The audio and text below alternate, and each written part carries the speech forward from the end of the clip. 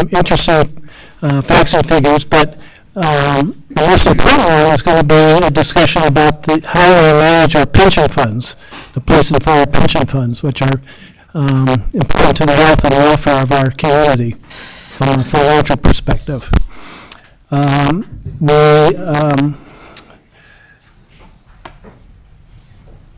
Once we finish, as I say, once we finish the Finance Committee meeting, we'll have a short recess, and then the mayor will start the city council meeting about 7:15, I'm guessing. So with that, ladies and gentlemen, I call the July 16th, 2018 Finance Committee to order. Director Harlem, would you call the roll? Certainly, and in advance, I apologize for the typo on the roll call list. We will get that corrected for the next meeting.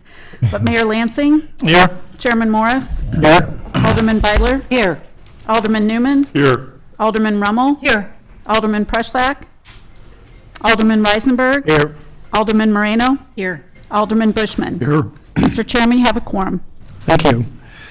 The first order of business for the Finance Committee is the approval of minute meetings from the April 16th, 2018 meeting. Are there any comments, questions on the minutes? I move to approve. Second. All those in favor? Aye. Opposed? The ayes have it. Thank you very much. The next item on our agenda is the Cemetery Commission report. And Chairman O'Brien is here to talk to us about the Cemetery Commission. Can't hear you.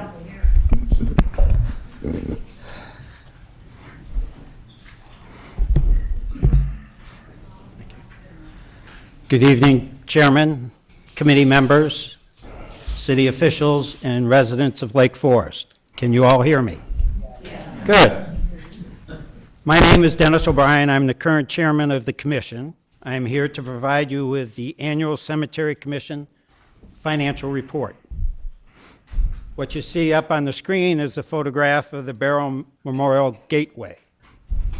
Also to note, the Lake Forest Cemetery is on the National Register of Historical Places. As I've done in previous presentations, this is our mission statement for the cemetery. And this is our investment policy, which was voted through in 2008. This slide provides you with a breakdown of the Commission's investment portfolio. The slide, if you look at the bottom of the slide, it reports that the overall return for the portfolio for the fiscal year ended April 2018 was 9.26%. As a comparison to the market, the S&P return was 9.77%. So we're slightly below the S&P 500, but because we have a diverse portfolio, if you used a blended rate, we actually beat the market. And also, we've had this investment portfolio in existence for almost 10 years. During those 10 years, our increase in the value has been 138%, what works out to be about a 9.3% annual increase over the life of the portfolio. Again, this is in line with the S&P 500 for that same period of time. We continue to be conservative with our investments, but also aware of the market. If you look at the April 30th, 2018 breakdown, the pie graph, you'll see that 58%, almost 59% of our investments are in U.S. equities. Of that breakdown, it's in large cap and mid and small cap funds. The large cap makes up about 30% of our overall portfolio, and like many individuals, we have moved to an index fund to reduce our cost of managing those funds. Plus, we believe the large cap has the least level of risk in the market, therefore a managed fund is not necessary. The mid and small cap, those are managed funds through our investment advisor, William Blair. And it makes up about 20% of the overall, 28% of the overall portfolio. And it has, in comparison to the Russell 3000, over the last 3 years, the return has beat the market. We also have an international equity group, which is about 20% of the portfolio. Again, that is an active managed. It's in 2 different funds managed by Blair and Hartford. The last areas are fixed income. Again, that is in a William Blair fund, which is a managed fund, which is about 8%. And because of the continued uncertainty of the interest rate, we're starting to see some increase. Through the advisement of our William Blair Investment Council, we have used both the cash and fixed income investments to meet our portfolio range goal of 20 to 40%. If you add those two together, you can see we have 20.6% in those two, which is in the range of the fixed income. Our domestic equity and our international equities are also within our range. As I've reported to you in the past to the committee, we have completed our debt obligations in December of 2014. The commission is debt-free. And to enhance that, I'm happy to report over the last 6 years, the commission has operated at a profit. And our budget for 2019 also is showing an operating profit. We continue to manage the cemetery to provide the needs of our citizens. With that in mind, we have 2 specific cemetery projects, capital projects, on the horizon. As you recall, in the first slide, I showed you the Barrow Memorial Gateway. That was dedicated in 1919, so we're going to celebrate its 100th anniversary next year. Through studies by the Park and Rec Department, we see that there's some deterioration in the mortar of that. So we have, through a special meeting in May, authorized the hiring of an architectural firm to investigate the needs of that gateway and to provide us specifications for the repair and maintaining of that gateway.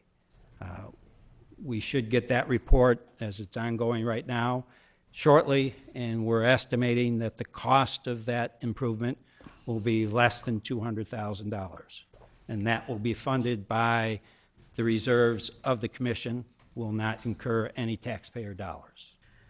The second project, to give a little bit of history, in roughly 2000, we started on a project, capital project, which built the cemetery offices and made the first go of the memorial gardens, which have the niches for burial rites within the cemetery. Because of budget constraints, we were not able to complete the full project in one go, so we had phase 1. We now have on our docket phase 2, which would expand the number of niches available to the cemetery and the residents of Lake Forest. We estimate the cost of this improvement, phase 2, would be about $1,200,000. Again, we have various ways of funding it, considered through the city and the commission, so it would again not involve any taxpayer dollars. With this phase 2 improvement, we would add additional niches, which, as an estimate of current dollars, would provide approximately $2.3 million of additional revenue to the commission. So we think this is a rate of return that's very promising to us. With that, that is completion of my presentation. I open it up for questions from the committee. Alderman Newman? Thanks for the presentation. I see from some of the pie charts there is roughly an 80% allocation to stocks. Yes, sir. Is the commission comfortable with that? Yes, we are. Okay. And especially in light of the type of returns we've had over the years. We have the ability to move to a more conservative, if we're advised so by our William Blair advisors, where we can move our fixed income up to 40% and reduce our exposure. Do you have a familiarity with the sector breakdown of the equity side?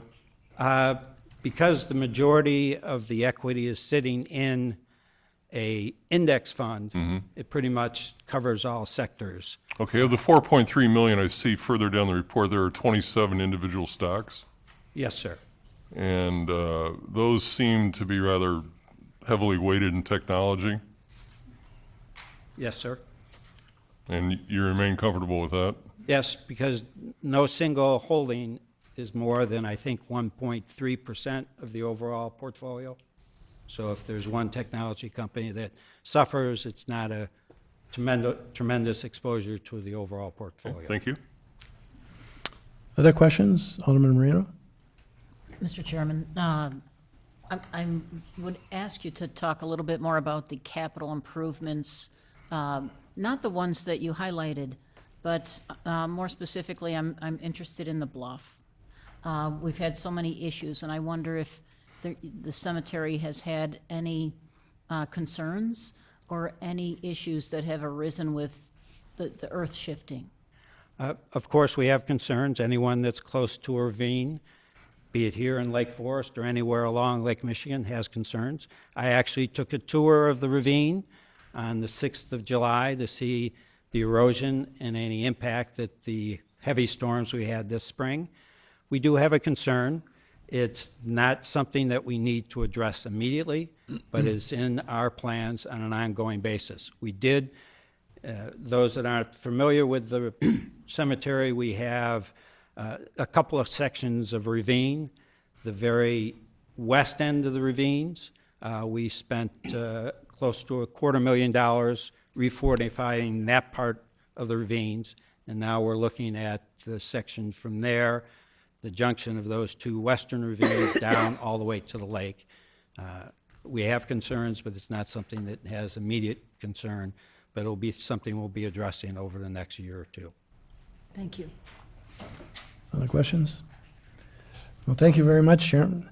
We appreciate the presentation. Thank you for the opportunity. And we'll move on to the next item, which is the 2020 budget. Probably you don't realize, but our budget is starting soon. It finishes in April of 2019. So it's a long process, and Director Hobbs is going to take us through where we are and what the plan will be. Thank you very much, and thank you for the introduction. As noted, we do spend about 9 months developing the annual budget and the 5-year forecasts and the update to the capital improvement program. So on page 31 of your packet, we provide a very broad overview to the committee of the process and timing plan for the FY 2020 budget. It does not differ from the process and timeline that we've used the last few years. Of specific note to the committee will be the 2 meetings, the 2 budget workshops. The November workshop is currently scheduled for Tuesday, November 13th. That would be the discussion of capital and revenues. And then the operating budget discussion at the workshop scheduled for Monday, March 11th, 2019. So both of those would be on off Monday meeting dates for the City Council, which is something we've done the last few years. So I'm happy to answer any questions that you might have overall for the process, but otherwise we will use this as a framework and get started on detailed action items. Questions from the committee? Vignani? Thank you, Director. Appreciate it. The next item is the one I mentioned earlier, which is the police pension fund. You may not know this, but our pension fund obligations are mandated by the state legislature. So we don't have any control over the benefit part of the formula, but we are responsible for managing the fund, providing funds to support it, and the investment of those funds. So the pension board chairman, Flesch, is going to talk through what we're doing and how we've been managing our pension fund investments. I'm going to speak on his behalf. Okay, you want to introduce yourself? Yeah, can everyone hear me okay? So I think this mic. Hello? There we go. You gotta get close. All right. So my name is Doug Ost, managing partner at Marquette Associates. I was here last year at the same meeting, and I'm just going to speak on behalf of the pension fund today just to be able to answer your questions a little better. So I think everyone has a copy of our presentation. It seems like there might be a problem electronically, but I think everyone's got a physical copy of it. Is that correct? Yes. Okay, perfect. So on the first page, we just give a brief overview of Marquette. Just to reiterate, we are the investment consultant for the pension fund, so we help advise them on how to make those investments. We were founded in 1986. So we have about $173 billion in assets under advisement, and our headquarters are in Chicago. On page 3, we just highlight some of our police and fire experience. We serve about $3.4 billion in Illinois police and fire funds across about 36 different funds. Again, we're considered one of the experts in the space, and it's one of the reasons why we feel very comfortable speaking at these. On page 4, just to give you an approach, very high level here, the top point is probably the most important, is focusing on downside risk. From a market standpoint, we're getting to a point where things are a little frothy in the market, valuations are looking fairly stretched, and now is the time when we really want to focus on where valuations are at and making sure that we're protecting against downside risk. If you look at the fund since Marquette was involved, relative to the benchmark, we've taken about 10% less risk than the benchmark. Relative to other public pension funds across the nation, about 30% less risk. During the same time period, achieving about the same return. And that's really what we're shooting for, is over long periods of time, making sure that we're doing the same as others, but with less risk. Other main points: efficient portfolio structure, using indexing where appropriate, making sure fees are low, and then finally, just avoiding any unintended risks, making sure that we're aware of all the risks that are embedded into the portfolio.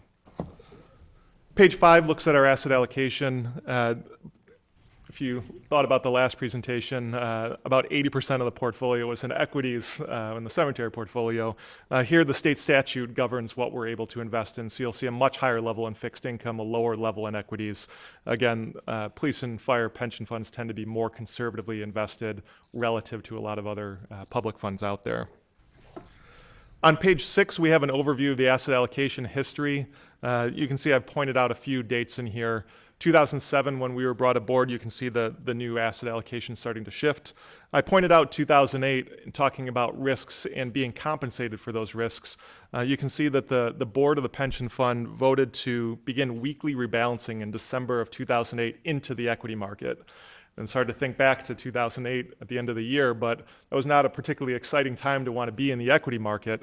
But from a valuation standpoint and a risk standpoint, based on our analysis and based on the board's decision-making, we thought it would be a good time to start bringing the fund back into equities. And you can see the green line going down, more money into the equity markets. We continued that all the way up until the end of February, where the fund was basically fully invested in the equity market. On the flip side, if you look forward to this year and last year, you'll notice that the equity portfolio is actually starting to shrink a little bit. We're doing the exact opposite thing now, where we're starting to take money out of the equity markets, and we've been doing that over the last 12 to 18 months. Would it have been better to be all in and way overweight to equities? Probably, but what we're looking at in a market like this is that you can't time these things. And from our standpoint, if we can capture 85, 90% of the market on the upside while protecting much better on the downside, that's the recipe for performing well over time. Page 7 is the performance history. You'll see over the fiscal year end, just hitting the actuarial rate at 7%. Last year, the number was much higher than that. Again, the equity markets have been pretty strong over the last few years.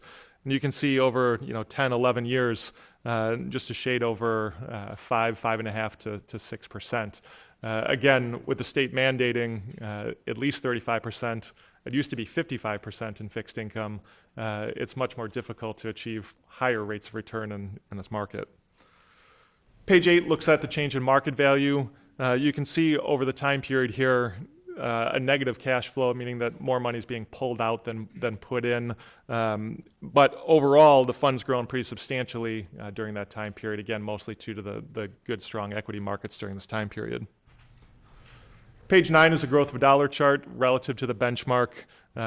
Just two things to point out. One is when you see the market going down, typically the fund is protected better in the down markets so that you've made up some ground in down markets.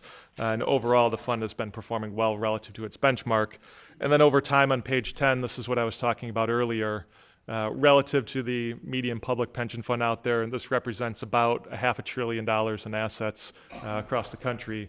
The police pension fund has had the same return with about 30% less risk than the median fund out there. And then the last slide here just looks at fees.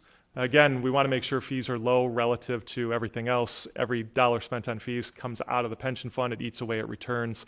So by using things like index funds and driving fees lower, all-in fees for everything is slightly less than 50 basis points. Very good. And with that, I'll stop and answer any questions anyone has. Alderman Newman? On, I believe, your page 8, the change in market value. Yep. The second piece, the net cash flow of minus 3.2 million, I presume. Is that best described as contributions from municipalities and employees minus payouts to retirees? Correct. Does that not bother anybody? The fact that it's negative over an 11-year period?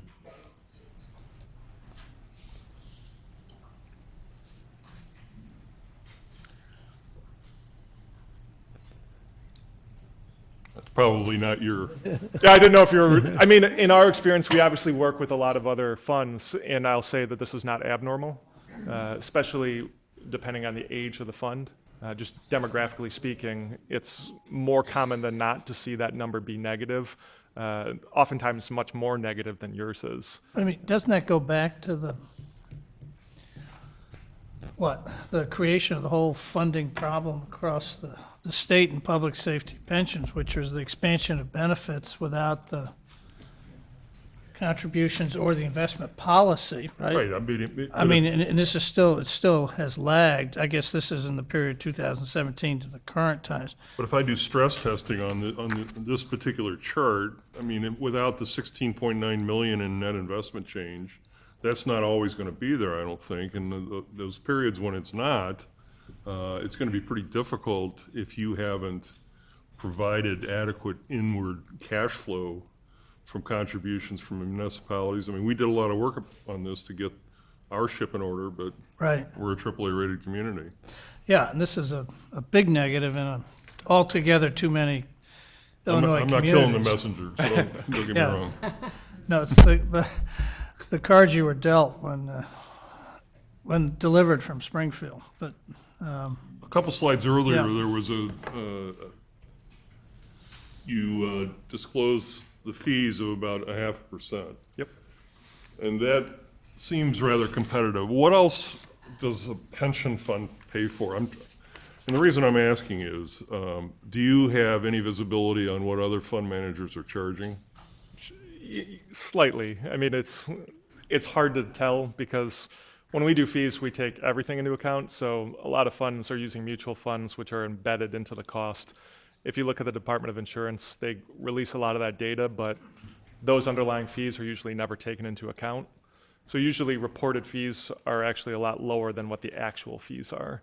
But you know, from our standpoint, we look at industry averages, and the pension fund is obviously well below industry average based on the management costs.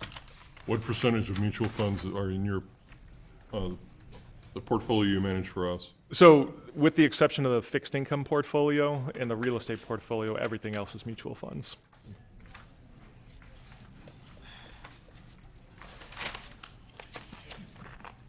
Alderman Marino? So coming back to Alderman Newman's comment about cash outflows, even though we're so limited on the equity allocation, can you break down that equity allocation for us? How much of it is dividend yielding as opposed to not? Because clearly we need cash. Yep. Yeah, it's It's basically a market index. So if you look at it, it would look very similar to the broad market, like a Wilshire 5000 index. On the non-US side, it does have a value tilt to it. The US side has a slight value tilt as well. So to the point on dividends, it tends to have a little bit more bias towards that. And then on the fixed income side, the fixed income manager is very conservative, high quality, with a heavy focus on income.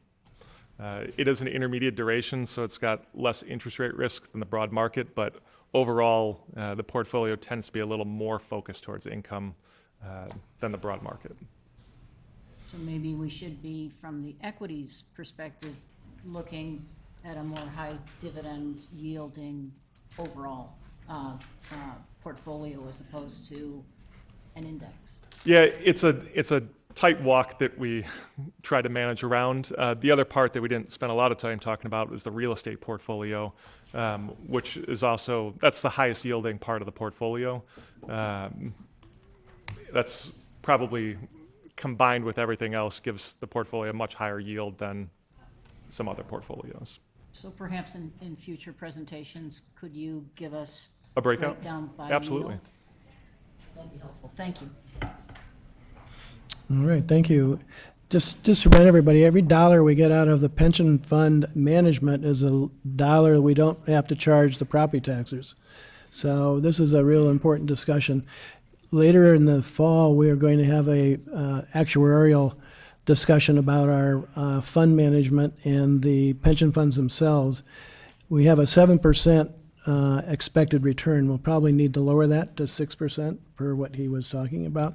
But we'll be talking about that when we get the new actuarial model. So, thank you. Thank you. Very good. The next item is the presentation on the fire pension fund. And we're going to have Mr. Mike Mount from the department take us through that presentation. Thank you. For those of you that don't remember, I was here presented last year. My name's Michael Mounts. I've been with the department a little under 17 years. Closer to the, yeah. Closer, gotcha. Okay. I'm the secretary of the pension board. Unfortunately, our financial advisor had another commitment tonight, so she's unavailable. So any other questions that I'm not able to answer, I can write them down and we can readdress them at a later date and time. So from the handout that you have, just a little discussion topics that are listed there. So our fund investment objectives, we have an emphasis on the total return comprised of capital appreciation, dividend, and interest income. Long-term growth of the principal while avoiding excessive risk is basically our game plan. The nice part is with our very diverse board is that there's a lot of input, especially from the city appointees into this along with our financial advisor. You can see there are portfolio characteristics. The assets as of the end of the fiscal year, $37,687,726. Our asset allocation, 64 to 36%. Again, the statutory requirement is a max of 65%. Just before the fiscal year ended, we actually ended up having to move some around because the equities did so well. We were up at the 68% mark, and to meet that statutory requirement. So the fiscal year end performance, we were up 8.51%. Total fund index at right around 7.25 there. For our risk management, we do have a diversified portfolio. We have a lot of liquid alternatives, so we don't have any cash flow issues. Intermediate term duration fixed income is 3.8 years. Active managers, favorable historical down market performance. We get scorecards as well on all of our different funds. And if those scorecards don't meet a certain benchmark, we either review them to the point where we might change. And then as to our fees, the consulting fee and then the total investment fees there, consulting of 0.1% and the total investment fees of just under 0.5%. So again, that is a very quick and generic breakdown, but unless you have any questions. Let me turn to see. Alderman Moreno. Mr. Secretary? Yes. how often do you have to allocate the equities down because you hit the threshold? Is that common? That has to be done by the end of the fiscal year, based on statutory requirements, so just before or April 30 of the year. And the way our quarterly meetings are set up, in fact, this year when we saw that coming, we bumped our meeting up a week to be able to make sure that we could accommodate that change so that we stayed compliant. And have you had to reduce your equity allocation because it continuously increases in value? So typically, no. This was, I've been on the board, I've been going into my 4th year, and this is the first time we've had to do it at the end of the fiscal year. Typically throughout the year, as we see where things are going, we're able to move that around to be able to make the monthly annuity payments, and we can do that kind of on the fly. And obviously it keeps that money there working for us for a longer period of time. So this is the first time where we had a really good upswing between quarterly meetings and had to make that change. Thank you. Other questions? Alderman Newman. I believe in total there are in excess of 600 police and fire pensions in the state of Illinois.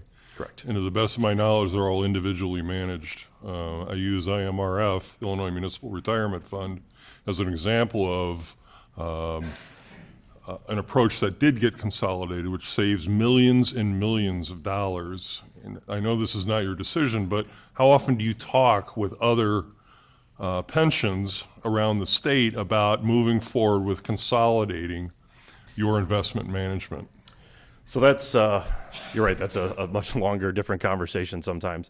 I'm also part of an organization called the Illinois Professional Firefighter Association, which has been around since 1959, discussing a lot of this stuff. And as I feel like I'm a pension toddler at this right now, as I've been learning a lot of these things.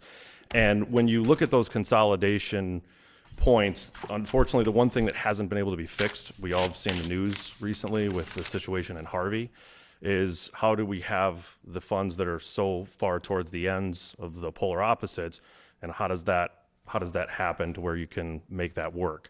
And unfortunately, nobody's been able to come up with a solution where those funds that are doing well are going to help out the funds that have not been doing well, and vice versa. So those conversations are had pretty regularly. Not necessarily from the Lake Forest pension, but in a lot of other organizations throughout the state, and there just hasn't been the magic bullet fix yet to make that happen. Okay, so on allocation, I see your 64% equity it was? Correct. Okay, this is a different conversation in a different place, so I'll just leave, thank you. No, you're welcome. For our fall session. We'd be happy When to we have come that back. too, by the way. Okay. Very good, thank you. Thank you, sir. very much. The last section relates to other business. You'll see in the city council meeting that's following, there will be an agenda item to approve the FY 2019 appropriation and rollover amounts. That's a statutory requirement, so we'll do that there. We have in the packet the June 2018 flash report. So we'll see if you have any questions on that. You should address them to the director. She can give you all the details on that.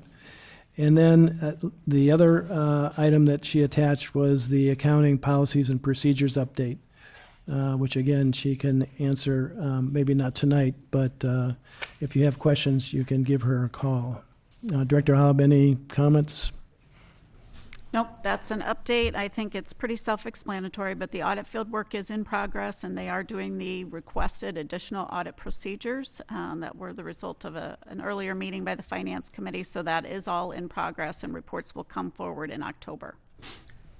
Elizabeth, or Chairman Morris, has staff been fine with some of the changes that we implemented earlier this year? Has there been any suggestion of revisions, or I guess pushback is not a particularly attractive way to ask, but I'm just, has this gone pretty smoothly, the rollout? Yes, we completed all the departmental purchasing trainings, which really gave us an opportunity to talk specifically about vendors or specific situations in each department. I think that was very helpful. We had previously just been doing it citywide with a large group of people. And I think there was more opportunity for them to ask questions of us in those individual meetings, so I think that was well received. I would say we're still going through a few growing pains regarding the changes, the reporting changes we've made effective May 1st, but we knew that was going to happen the first year. So we're working through those, and nothing has been significantly problematic. So I think Good. that's going well. I should mention that as part of that, we have a new contingency report that I review on a monthly basis, and I just reviewed the one for June, and I'm okay with it. We have a new format that works really well, so we did okay. Any other questions? If not, we're going to turn to the audience. Any questions from the public about all the things we've been talking about tonight, or other things that might get you? I know respect you're all to the here for Finance another Committee. agenda item, but, I didn't realize so many people were interested in finance. well, that's why you're here, to see the finances, I know. That being the case, we have no other business. Could I have a motion to adjourn? So moved. Second. All those in favor? Aye. All those opposed? We'll take a Nay? 10-minute recess to set up for the council meeting. And so we'll start, let's make it 8 minutes, 7:15. We'll start. Thank you very much, everybody. Mr. Mayor, you might remind people about their phones when you come back. It seems like we're getting a bunch of different, not just one person.